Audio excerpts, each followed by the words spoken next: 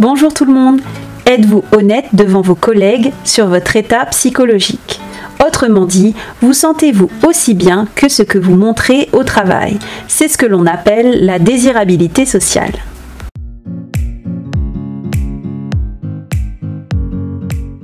La désirabilité sociale est une notion issue des sciences sociales qui consiste à donner une image positive de soi. Que ce soit de manière consciente ou inconsciente, la pression professionnelle pousse les salariés à surestimer leur bien-être psychologique. Mais pourquoi avons-nous un tel comportement? Particulièrement dans le monde du travail, la peur du jugement et la volonté de gravir les échelons contraint certaines personnes à embellir leur état d'esprit afin de ressembler à ce qu'elles pensent que l'entreprise attend d'elles. Elles ne veulent pas détonner du groupe, ou du moins elles ne veulent pas paraître moins bien que les autres. Ces personnes ont alors peur de voir leur carrière stagner, de voir leur image entachée auprès de leur direction. C'est un phénomène qui naît de la relation aux autres. Entre parenthèses, cela me fait penser au traditionnel « ça va ». Oui, ça va, et toi? Qui relève davantage de l'automatisme et d'une forme d'obligation sociale plutôt que d'un authentique échange. D'ailleurs, j'avais vu un sketch sur Facebook traitant de ce sujet, mais je n'ai pas réussi à le retrouver. Si vous voyez de quoi je parle, n'hésitez pas à le rajouter en commentaire. Merci.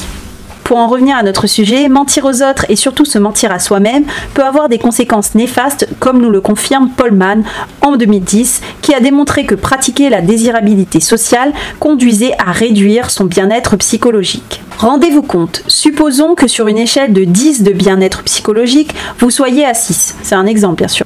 La désirabilité sociale vous pousse à exprimer un bien-être à 8 et à partir du moment où vous vendez ce bien-être factice aux autres, votre état réel se dégrade à 4. Ce qui n'est absolument pas bénéfique et même dévastateur. Faire croire que l'on va mieux que ce que l'on est en réalité, c'est faire de la rétention d'émotions, ce qui devient très frustrant si ce phénomène tend à perdurer. Autre conséquence au niveau professionnel, cela ne renvoie pas le bon message aux entreprises. Imaginez-vous être PDG d'une entreprise où tout le monde use de la désirabilité sociale pour masquer le mal-être professionnel, par peur de représailles. Vous n'aurez alors aucune idée de ce que vivent les salariés et vous ne pouvez donc pas mettre en place de plan d'action nécessaire afin de rétablir un équilibre. Parfois, le souci peut se situer à d'autres niveaux, comme à la direction des ressources humaines par exemple.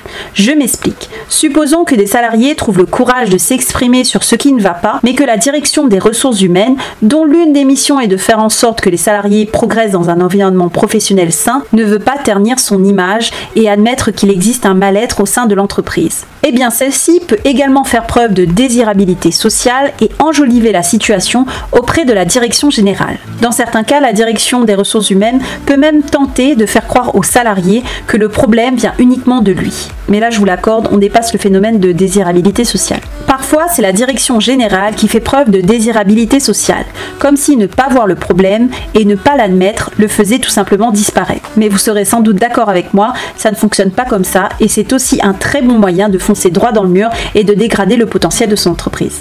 N'hésitez pas à liker la vidéo et à la partager si elle vous a plu. Vous pouvez également me donner vos avis en commentaire et je vous dis à bientôt.